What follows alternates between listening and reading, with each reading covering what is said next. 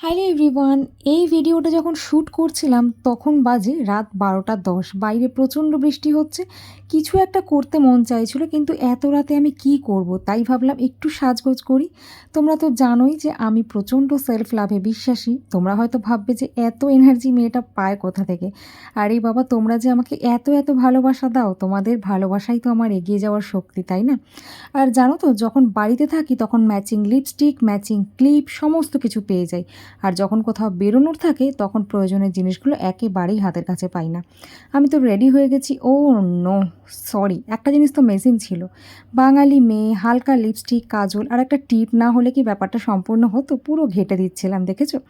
একটু তো রং ঢং করে নিলাম, কেননা যখন রেডি হয়েইছি তাহলে দুটো রিলসও বানিয়ে নিই। যদিও একটা বেজে গেছিলো সব কিছু করতে করতে। আর তোমাদের যদি ভিডিওটা ভালো লাগে তাহলে অবশ্যই একটা লাইক, একটা কমেন্ট অ্যান্ড সবশেষে সাবস্ক্রাইব করে তারপরে যেও।